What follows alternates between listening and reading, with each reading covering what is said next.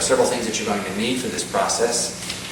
You'll need a level, you'll need a can of Bondo, water level or transit, 2 sawhorses, a pencil, measuring tape, and some 40 nails or some drywall nails will do just fine. We're going to start off by determining the placement of the fuselage inside the shop. We've measured the width of his shop. It's 27, 28 feet wide. So we measured from the wall, put a mark on the floor here at 13 feet 6, half the width of his shop, and place the fuselage as close to the forward portion of the garage as possible so that you'll have room for the main wing to sit on the backside of the spar and room for the airplane in the center of the room. And what we're going to do next, and which we'll show you on tape, is we're going to level the fuselage. We're going to do that after bondoing the aforementioned sawhorses to the floor, and we'll get back to you and we'll get ready to do that. Okay, we've mixed up a batch of mixed up a batch of Bondo on Wayne Aarons' disposable Bondo pad called a lined paper pad. Here, we're just going to stick some blobs of Bondo, rub it onto the flow, and rub it onto your wood. Get a good attachment, 4 points per groove per leg. You're not renting. You own your garage. Do you want to perhaps move the legs around a bit to make sure they're flat, square, and level on the floor? I jiggled it around a little bit before I put this down, make sure it wasn't loaded up. Don't want to pre-stress your stuff. We're not going to show you the whole thing, but essentially it's enough to tell you that you're going to Bondo all 4 points of each sawhorse down. Make sure it's really solid, and then we'll be back to you after we've bonded this to show you leveling the fuselage. What you're looking at is the small level on top of the large level. We're going to use this small level on the bottom of the airplane to determine that the aircraft is level left and right. Now what I should be able to see here is, turn this around, and both bubbles should be the same. This one is in real good shape. This one is absolutely perfect. Now I'll flip it around.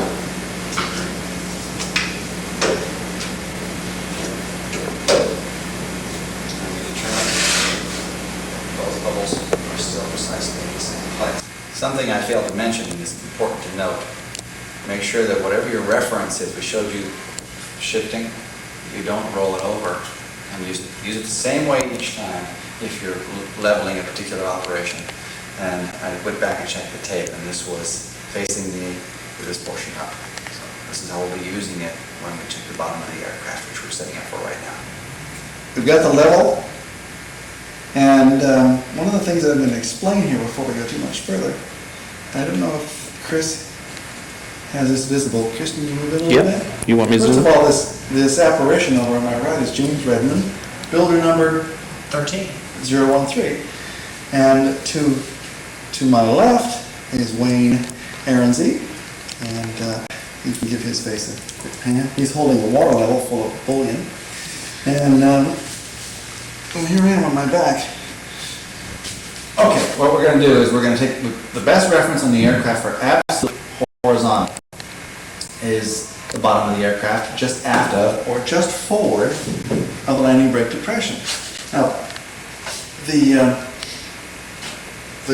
original builder of this fuselage, when he did this fill across here, didn't make it particularly flat. And where the flat ends is a curve, and a little to the right of the curve here. So I'm not going to use this as a reference. I'm going to go back here to aft the landing brake. And the filler hasn't been sanded off yet. No big deal. So what I'm going to do is I'm going to put these tongue depressors equidistant from the center line on either side of the fill, so that the fill is really of no consequence. Now, Chris is going to move and show you the level position. And we need to tilt the airframe. It's almost perfectly level. It's very, very close. Let me get up there and... Would you please so kind, James, as to put a small wedge under the left portion of the fuselage? It is actually almost perfect. Right there. Hold that. Now put one on the right side to stabilize it and roll. And you have that? No parallax on this? Oh, right, so it's looking straight at it. Yeah, you're spot on. Now then, I'm going to reverse this and make sure that we have the same thing, left side and right side. I actually do have parallax, but Okay, well, I can tell you right here that I'm centered, but I'm not getting the same reading.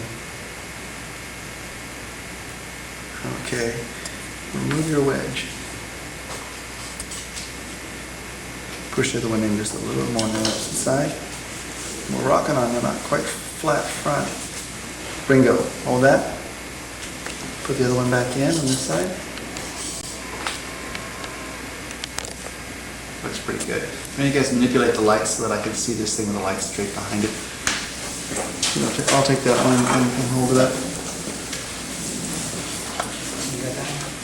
Yeah.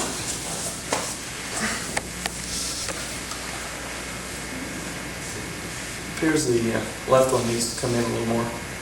Yeah, this one needs to move in more. This side, we got real good light behind it. Hold that right there. Okay, now we're going to mix up, we're going to level the airplane left and right. Now we're going to verify from the bottom up to here. This is the depression into which you're going to bond your longeron at a little lesser date here downstream. And I've checked across the two, and in this particular case, the trimming has resulted in a level condition across this area. The whole thing actually is pretty close. You may end up with small amounts of twist from one longeron to the other, but it's not really that important. Find the placement on your aircraft when you get your longerons in place that is parallel condition to the bottom of the fuselage in here. But for now, the trim condition, this area is absolutely level, and certainly more convenient than the bottom of the fuselage. And we've checked again this reference to this one. Next step is we're going to shift to fore and aft reference. And his bubble here is just sticking beyond the line. This side, and I went across through here. And precise condition exists on this side, so we know that the two longeron depressions, at least the trim portion, are parallel. You usually choose one position at the longeron for left and right level, and you choose one longeron as fore and aft level reference. And to be consistent, we'll name the right one as level reference. The back end of the aircraft has to come up approximately 3/16 of an inch here and about a half an inch back. We're going to level the back end of the airplane, double check left and right. And we'll get back to you once we've leveled it in place and have bondoed with a block of bondo on each side of the fuselage, attaching to the longeron. You can use a block of wood if you wish, so that you don't have to underneath, you have to chisel it out. Makes it accessible for removal later. We've mixed bondo real fast. And you can see where my block of wood happens to touch the side of the fuselage. We finished up leveling the fuselage.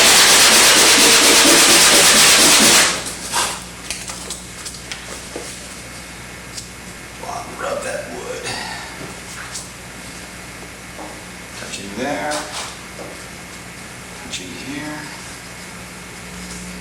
Okay, rub it on. Rub the sides, rub the back. Make sure you got good contact. Squish. And we're going to do the opposite side. And we'll be back with you in a moment. Okay, we've got a drywall screw here that's about 2 inches long, and we're sitting right on the front edge of the 2x4 of the sawhorse, so that when this screw goes to the bottom of the fuselage, it's going to pick up the point of that sawhorse that's actually touching the bottom of the fuselage.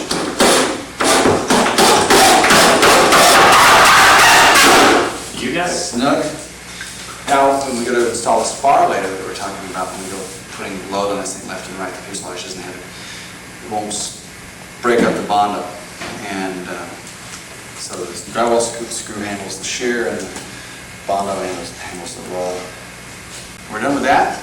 Now we're going to go on to setting up the canard and the center lines, checking all the center lines of firewall, instrument panel, and Canard bulkhead F10.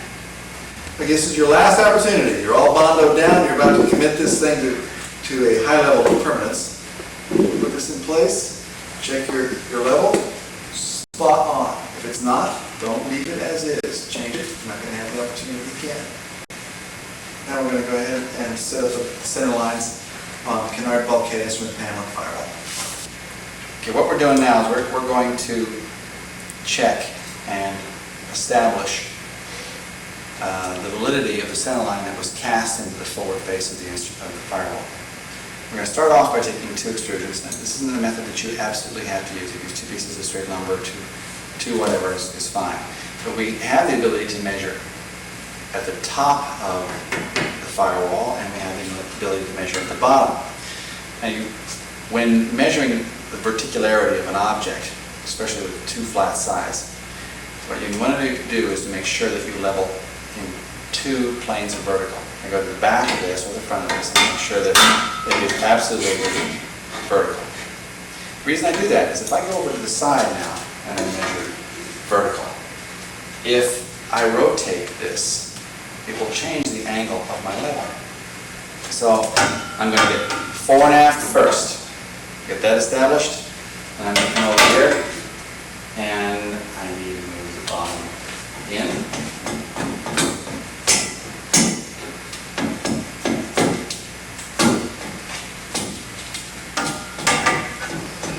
It doesn't really matter what your point of reference is against the side of the fuselage, so long as it's consistent with the opposite side. Here I'm using the back side of the firewall edge, what you'll use. At this stage of the game, you shouldn't have cut your spar opening heads. Spar opening. Wayne has done so, so we're using the forward face of this firewall as a reference because it is accessible at this stage. So 4.5, still incorrect. Which I was.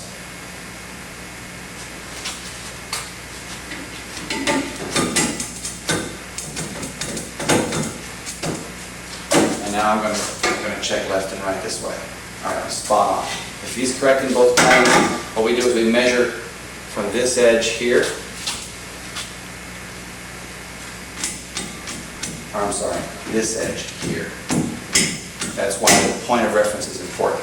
This is against the forward face of this extrusion. The forward face of it is against the forward face of the firewall. If you're doing it, you must make sure that you have drilled and found that reference from the forward face with a long drill put against the forward face of the firewall, bend it and drill through, and where it exits is where you'll put your extrusion. Now we're going to take a measuring tape. Wayne, or James, can you get that please?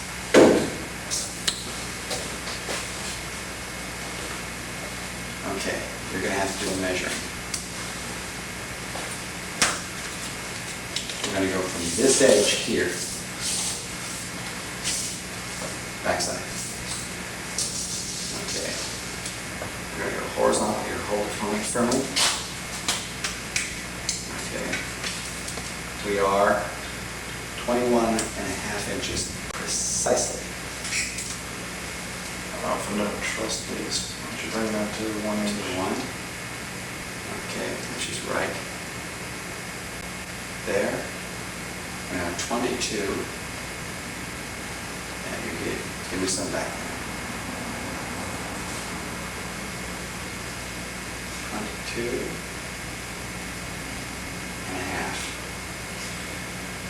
Okay, so we're 21.5 inches. 21.5 inches.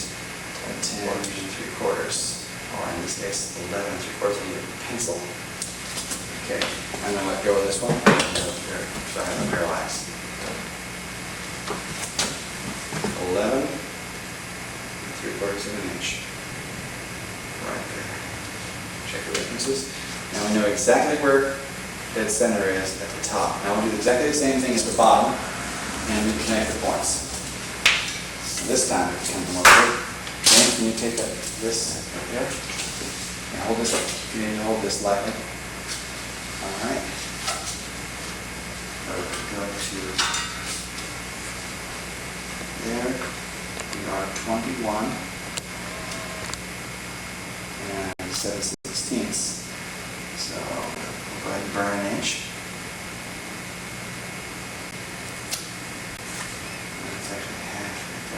We're in half a 16th per side, 22 and a half. So again, we are 10 and 3/4 of an inch. We're still going to find out that we are absolutely spot on the center line that we've transferred from the front face. These holes were drilled through the forward face of the firewall on the molded in center line. And we just established that that line is absolutely correct. We go up to the top, and we can project this through. I'll drill a hole in the center on the aft face of the firewall. Actually, I can see it from above. Draw it on the bottom side. Now take a straight edge. Project it up the aft face. Choose that bottom.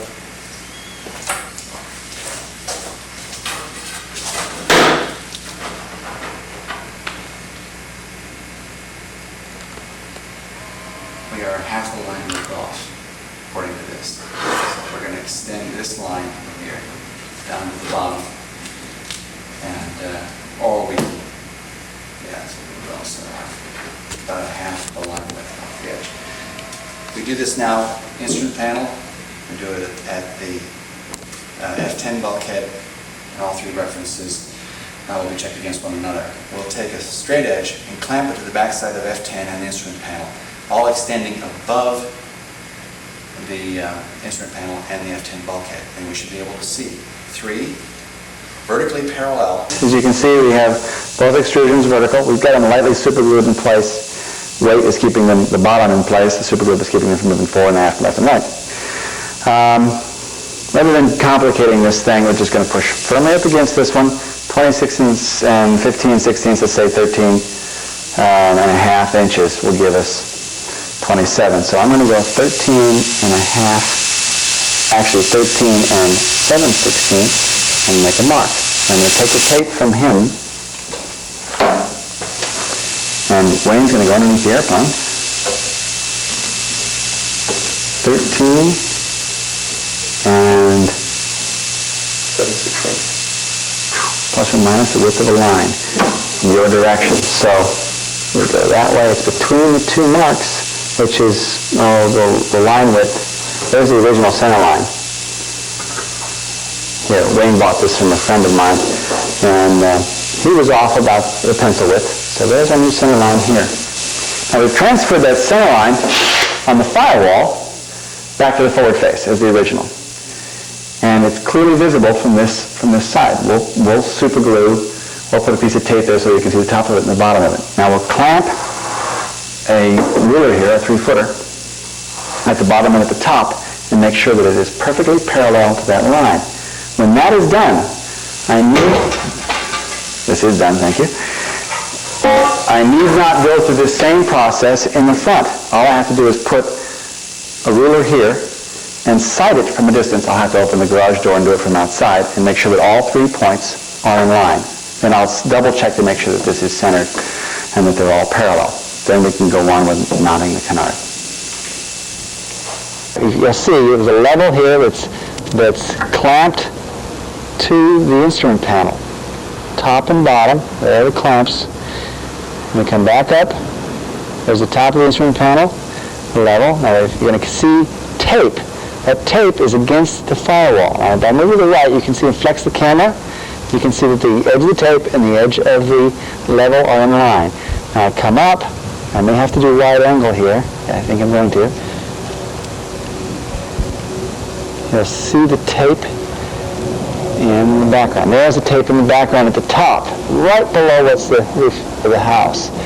And it is right in line. Now I'm going to move from right to left slowly, and you'll see that the edge of the level and the 2 pieces of tape coincide precisely with the edge at the same time.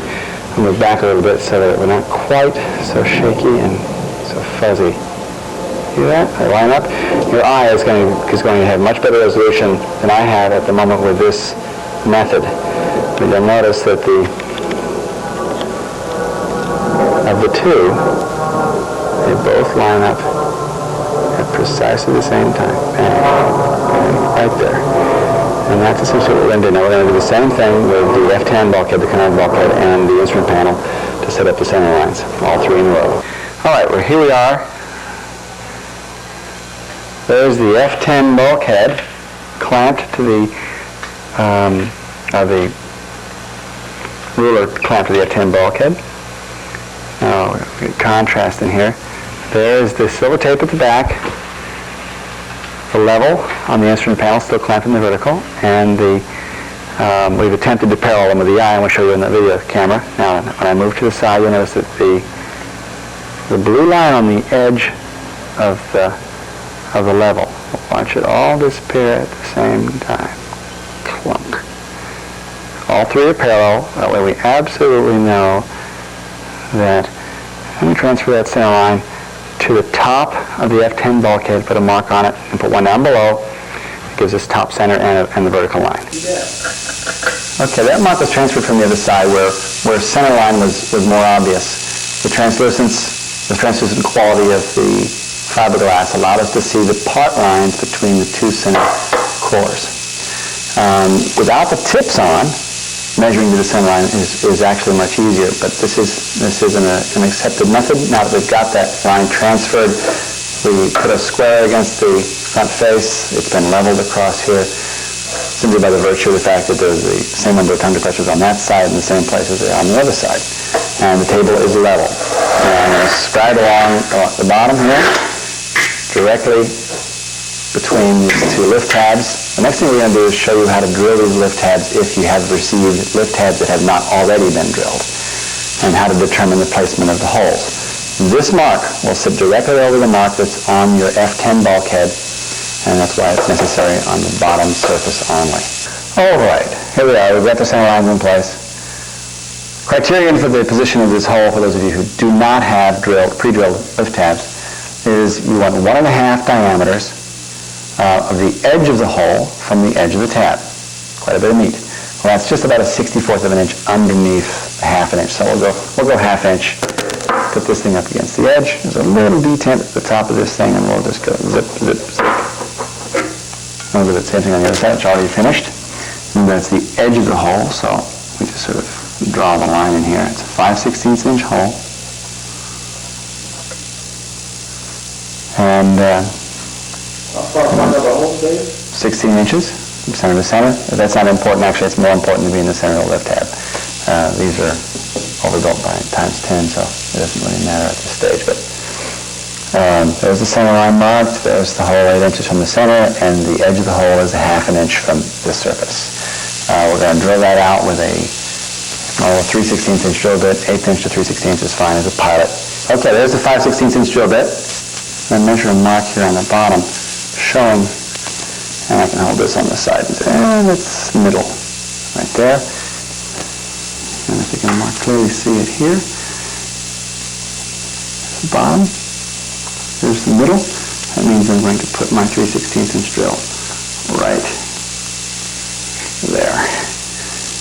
Same thing here, I've got a big print right there in the middle, making it difficult to see. Now here, absolute exactitude is not important. We're going to end up reading this later. I have James standing to my right, and he's going to tell me if I'm vertical in relationship to the lift tab. To the lift tab? Up on him, down the tab. There you are.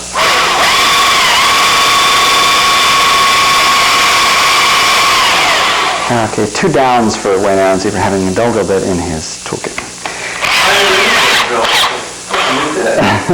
Okay, I'm going to start with a smaller pilot. We're going to go with about 1/8 of an inch. Again? Up just a little bit. A little more. There you go.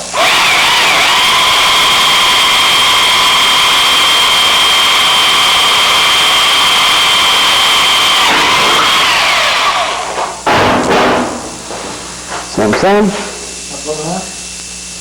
Down there. Look to that. There you are.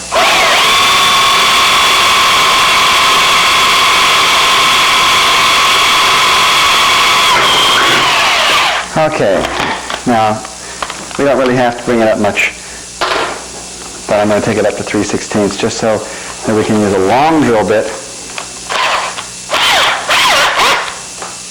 Line up. Looks good.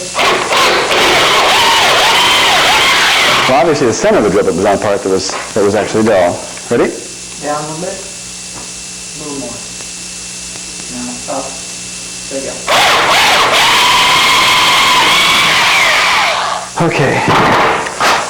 Now what we're going to do is we're going to take this, set it on top of the F10 bulkhead, align the center line of the Canard's underside with the top of the F10 bulkhead, and we're going to shim for level, laterally, left and right, and we're going to check for triangulation from tip to the top center of the firewall, and we can actually do it on the forward face, so we'll triangulate off the two, and then we'll check incidence. We'll start with that first process in a moment. That is the firewall, and we're going to enter the subterranean world of the Canard to F10 interface. We're looking at the bottom side of the F10 bulkhead, the bottom side of the Canard and the forward face of the F10 bulkhead. We've transferred the lines from the top to the forward face, and you can see one transposes directly over the other. The lift tabs are against the F10 bulkhead, both sides. Now we're going to check triangulation from the aft tips of the Canard to the forward face of the firewall, center line, and see if we have accurate triangulation. We were considering a moment ago of taking our Canard incidence template, setting it on top of the Canard at each end, and using this point here as a reference, marking a line on the leading edge, and then using the water level to check level reference. But we've set up the whole fuselage using these two levels already as a reference. So we set one on top of the other, laid it flat on the highest point of the Canard, make sure it was flat. And we're going to use our bubbles as reference, because it's the same thing we use on the bottom of the aircraft.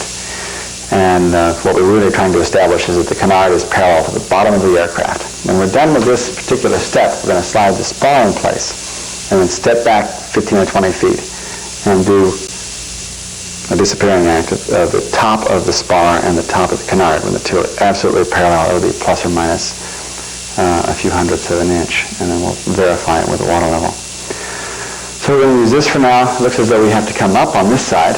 Wayne has got a wedge between the F10 bulkhead side of the fuselage and the underside of the Canard. He's going to tap it in until the bevel is level. Go ahead.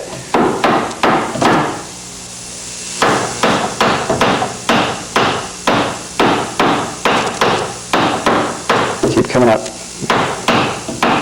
More. Keep going. You got a ways to go. Keep going. Keep going.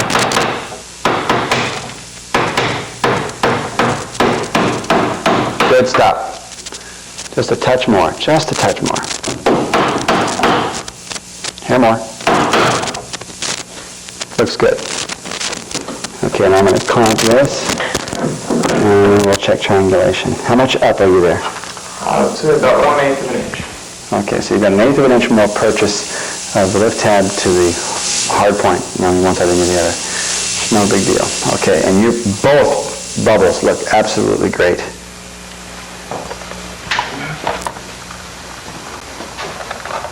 He's right on the money with that one. And we'll check the parallax on this one. He's right on the money with that bubble as well.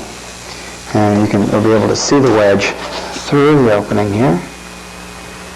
Just behind and to the left as we're sitting, the lift tab, you can see the disparity between the two and the wedge opening in between the two. Now we're going to check and see if we're still in center line.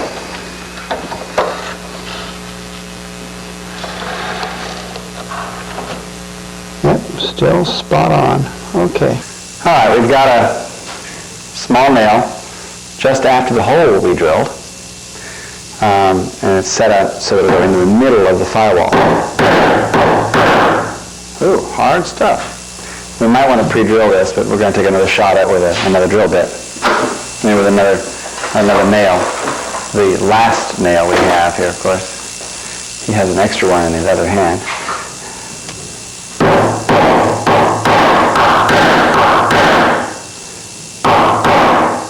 We bent that nail. We get one more.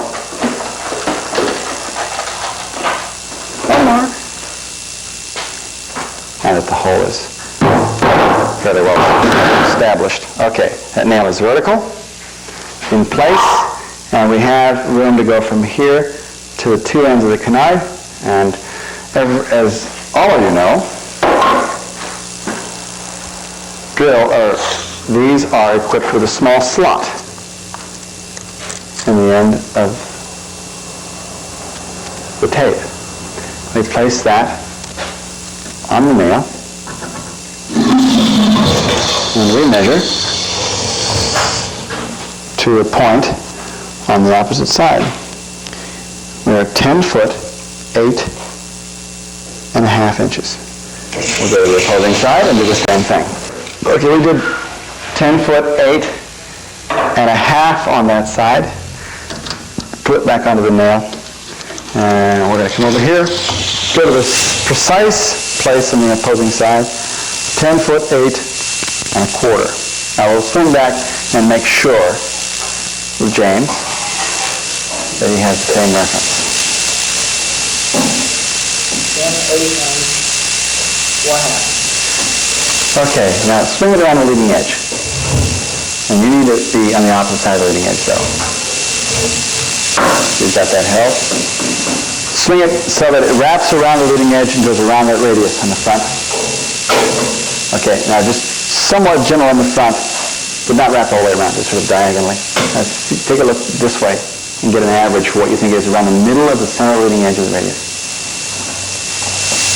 Well, we're going to use several reference points, and actually the same person should do it. 5.25. If I come up here like this, and I imagine what's going straight around, it's about 11 foot, 4.75 at its greatest length.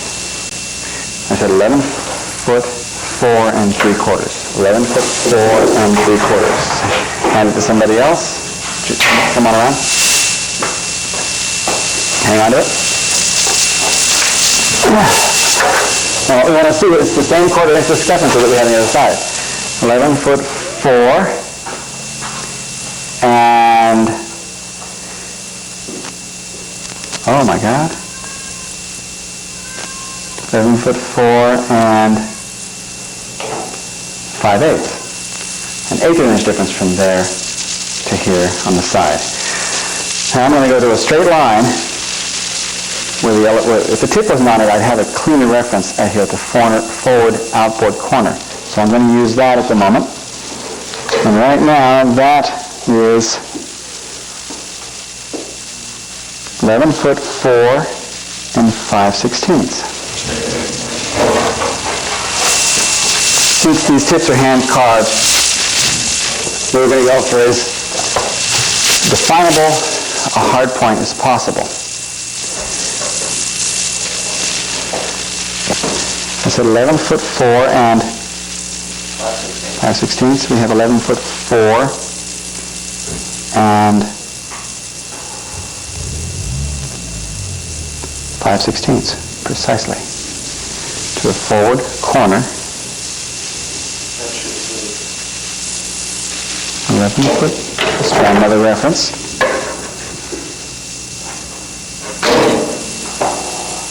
I can't get that one as easily. 11 foot 4 and 5/16. I'm sorry. Oh, it is. 11 foot 4 and 5/16 to the forward outboard corner. They say forward outboard corner on both of them.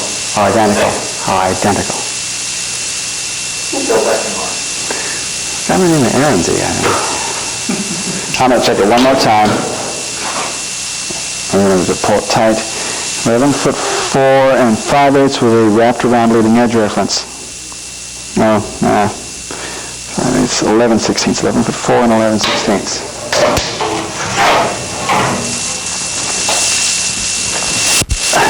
Now, with plus or minus 1/4 inch in triangulation means that per side he's only 1/8 of an inch off. 11 foot 4 and 11/16, precisely. So Mr. Aronzi has accomplished the impossible. He has perfect triangulation with the lift tabs bolted and clamped directly to the forward face of his F10 bulkhead. Rare indeed. Pisseth not, please.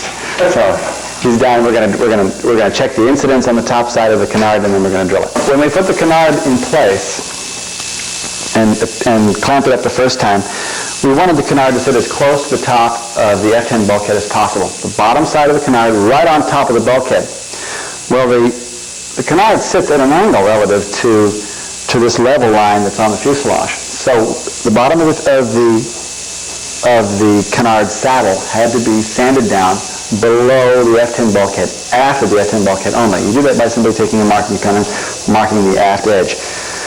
After we removed that material and it was sitting on top of the canard, on top of the bulkhead, we reclamped the lift tabs to the forward face of the F10 bulkhead. Now the lift tabs are actually sitting at an angle in relationship to the bottom of the canard. If they are correctly in place, and the accuracy isn't terribly important, but if the resultant work produces accurate lift tabs to canard waterline, you clamp them in place and the incident angle will be perfect. And this gentleman accomplished that, and we're all shocked. No one's dismayed. Right? We walked up and the bubble is precisely between the two lines. Shake hands for S is on. He got triangulation and he got incidence. And after we did the trimming, he got level as well, while sitting on top of the F10 bulkhead. So, once we finish clamping this in place, we're going to put a little bobble bondo at the back end of the canard and at the front end of the canard underneath, so that it sits in the correct incident angle, not just by the result of the clamps holding it in place. And we're going to drill through the canard lift tabs and through the bulkhead. We promised you that we were going to drill the canard on the next step. Sorry about switching around here as we have, but what we're going to do next is we're going to show you all the elements necessary for fitting, drilling your main spar and mating your cowls. Now in this particular case, and this is translatable information, Wayne did not have print in the side of his fuselage for the placement of his main spar. The primary means for checking the position of the main spar is the use of the lower cowl. This particular spot on his is cut too high. It's of no real consequence, but this line here represents the bottom of the main spar. This was determined by placing the lower cowl inside the cowl attachment lip. And of course, on your fuselage, you'll note that this is continuous across here, on the left side, right side, and on the bottom. I'm going to step across here, excuse me. What you do is you take your lower cowl and you approximate where it's going to go.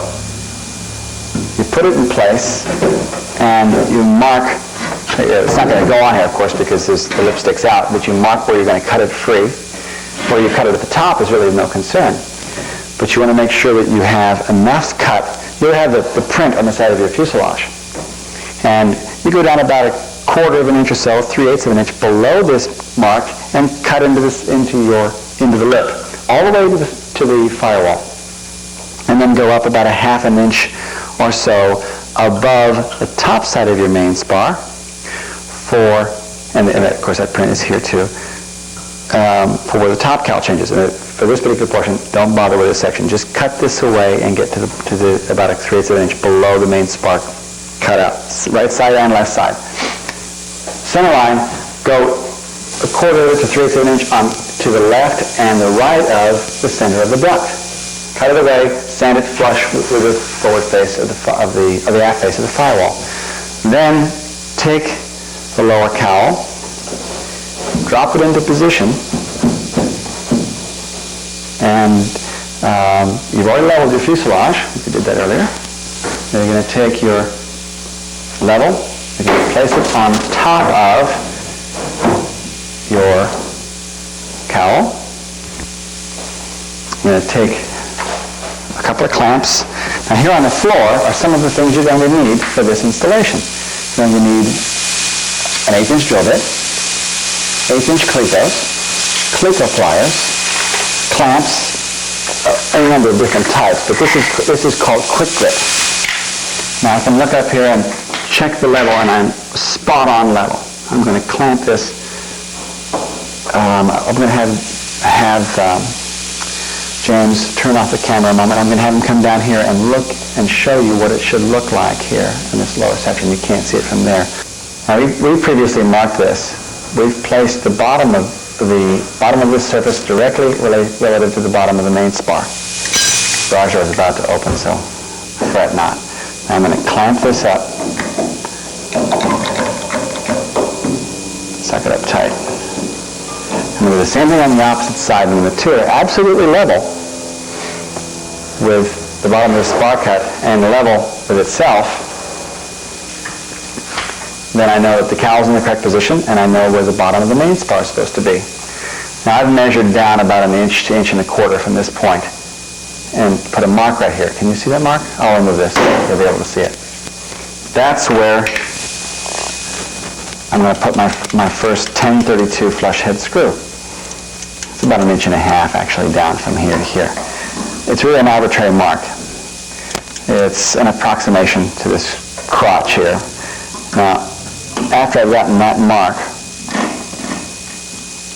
I position to be somewhat 1/3 between here and the bottom. I'm at about an inch and a quarter up from this lower crotch. So I'll go from here and I'll make a cross mark.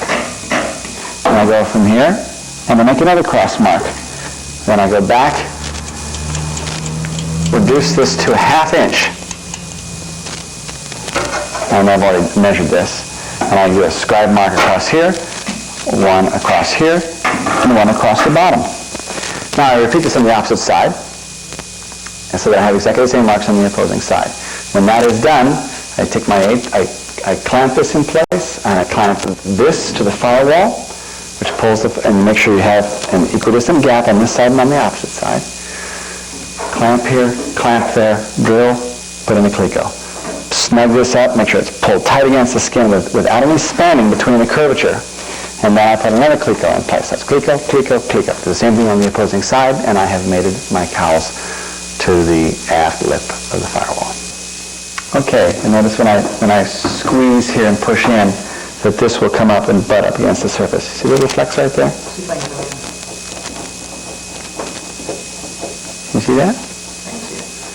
Okay, I push it in to make sure it's making contact. I drill the center hole first.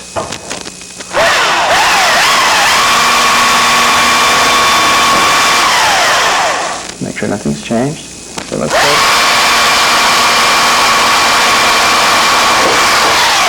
Okay. Here it goes.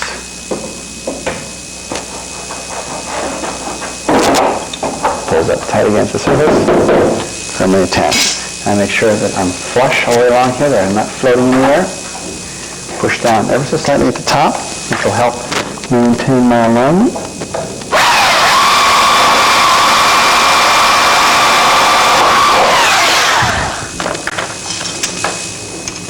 Cleco.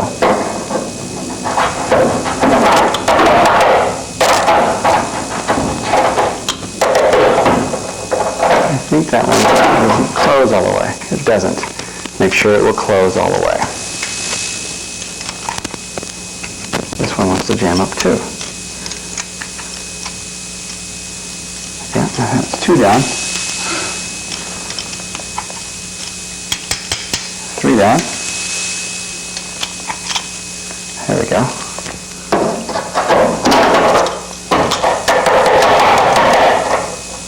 It works. And then, of course, push it in here,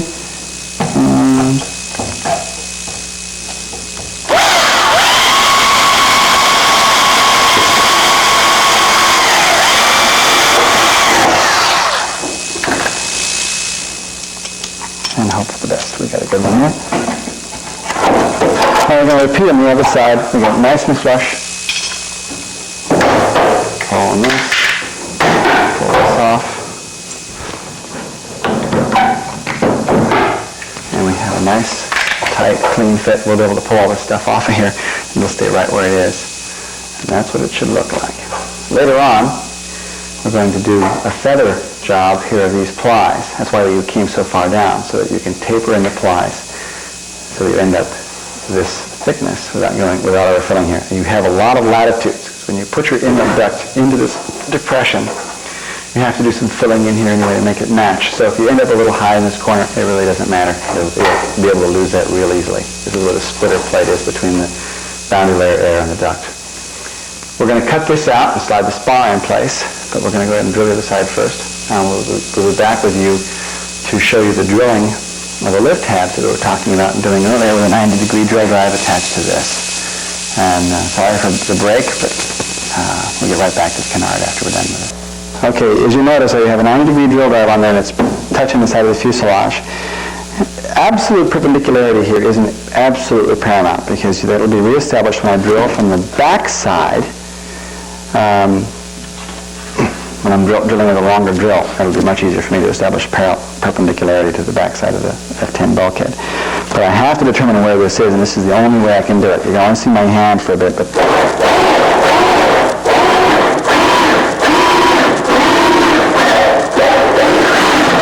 I'm going to repeat the same thing on my side, and then we'll back drill from the forward face, from the aft face of the F10 bulkhead with a 1/4 inch long drill, whereby we can be absolutely certain that we're perpendicular. Okay, what we've got is Wayne with his drill on the back side of the F10 bulkhead. Now, unfortunately, he has the torque tube in place. That's going to go here before we can drill the opposite side.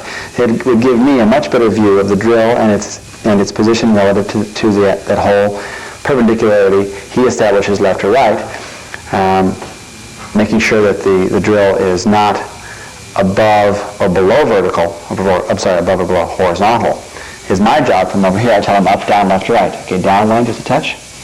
That looks good. Okay, take it in. Oh, careful, back it up. Okay. Run it on power. Back it up. Okay, reverse. Okay. Removed. All right. We're still good. We only have one hole left to drill from the other side. We dropped the nut and bolt to this side and lightly snugged it up which pulled the tab up against the face and made the incidence of his canard even more accurate than it was. Elevators and torque tubes being in place here make it impossible for him to complete drilling that other side. So he's going to take everything apart, remove the elevators, and then he's going to finish drilling that hole. The next time we meet here, we will be taking those 1/4 inch holes from the back side with a 6-inch extension that has a counterbore on the end and a 1/4 inch pilot at the end. And with the canard off, I'll be able to go directly through the back side, making sure that I am horizontal and vertical and horizontal. I'll go right through with the 5/8 counterbore. After the 5/8 counterbore, then I take the CNL bushing and I make sure it fits inside the hole tightly, and sand the exterior of the bushing, press it in until it fits flush with the forward face with epoxy on it. And as soon as you're done sanding, you immediately coat it with epoxy, coat the inside of the hole, and press it into place. Let it cure, and then remove any material that might be sitting beyond flush on the aft face. Then we're going to put the canard back in place, line it up with 1/4 inch bolts, clamp it in place, and then run a 1/4 inch ream through. And then the last thing we'll do is run a drill bit just under 5/16 through all of the aluminum parts, lift tab and the CNL bushing, and finish off with the 5/16 inch ream, thus ensuring that everything matches first perfectly. Because after drilling and reaming to 1/4 inch, you drop a 1/4 inch bolt in place. Then you'll do the opposing side. You're going to do exactly the same process with a 5/16 inch bolt, thus assuring a velvet fit of all the bolts. We'll be back to you then. The last portion of the tape dealt with canard. Sorry about jumping around on this, but couldn't help that. We're going to go from this lowest point in the depression, not as far as the depth is concerned, but as far as position up and down. It's the high crown right there of the depression. Can you zoom in on that, James? It's the crown of the depression. Got it. Okay. Place the straight edge on it, to the left and to the right, and then scribe a line. There's our line. Firewall is approximately 5/16 of an inch thick. go to the one here. Right there. We're going to drill a test hole through here in a bit. First thing we have to do is we have to come down half an inch. I'm going to play it really safe here because half inch is conservative. Actually, it's at 4/10 is right, but we go a little deeper here, it won't matter. We showed you putting the cowl in place and leveling the cowl, and that establishes the absolute bottom of the main spar. We'll go down here half an inch. We'll transfer the marks from the lower cowl forward, which will represent the bottom of the spar. 5/16 inch forward of this face will represent the forward face of the firewall, and that'll give us the bottom, the aft, and the approximate top, which will end up being trimmed upward until the spar completely clears. 4.5 to 4 3/4 of an inch forward, and then we'll cut down. We may end up having to cut a little slot out of the front so that as it passes through, it'll clear, and we'll put it against the forward face of the firewall. Level it, clamp it in place, and make sure it's right before we show you bonding it. We'll go through these steps one at a time as they proceed. Okay, what we've just done is I think we've showed you on the other airplane, but we've leveled this from point to point on the other side, put it in position, and placed this on the bottom and described it.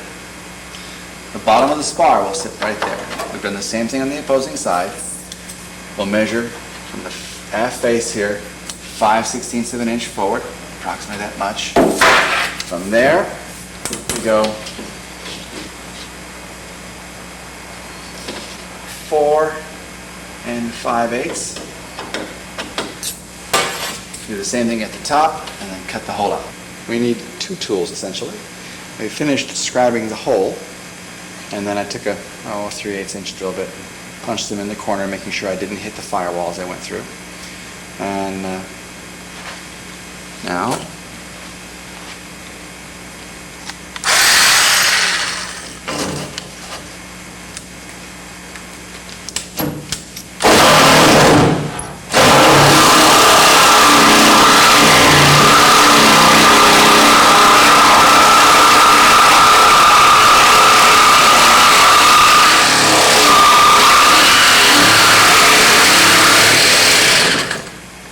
just touching the forward face of the firewall.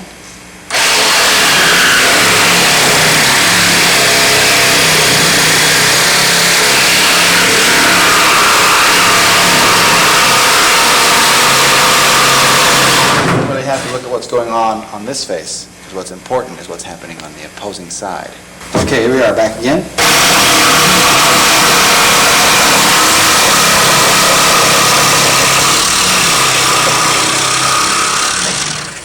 Check the bottom and make sure I don't go too far. Now I'm cutting through much more glass, about 12 plies worth in this area. I'm going to start coming across.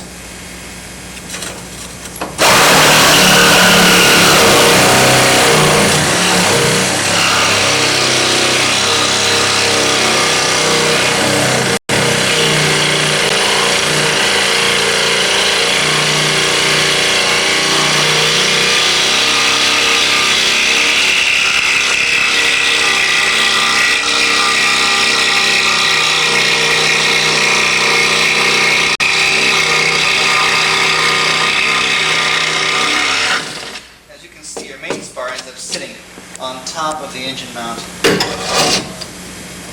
structure, or turn the other direction now.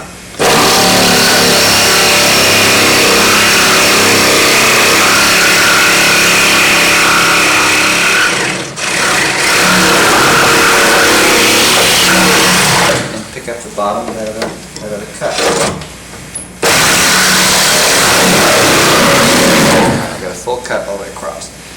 I'm going to come from the top side.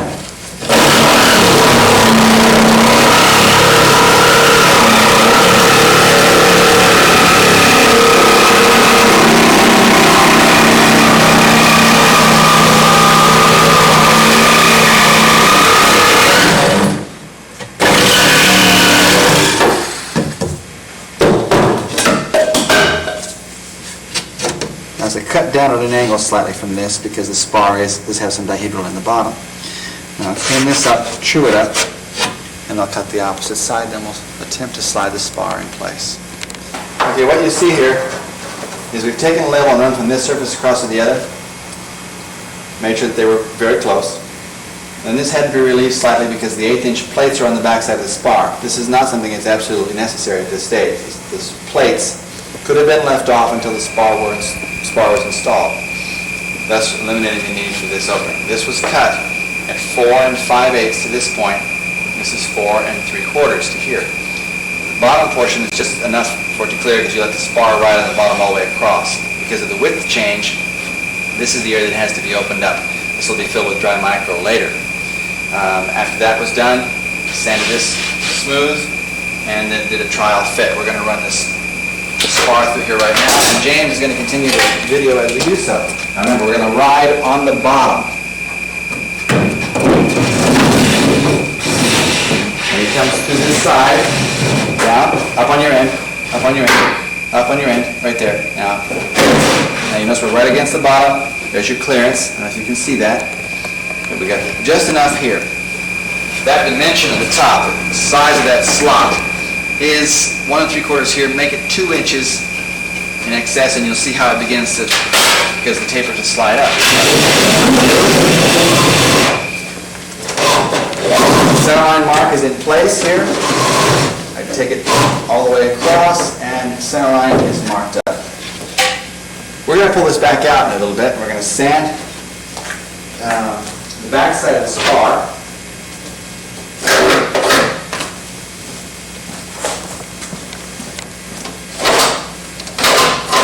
From here to here, I'm going to sand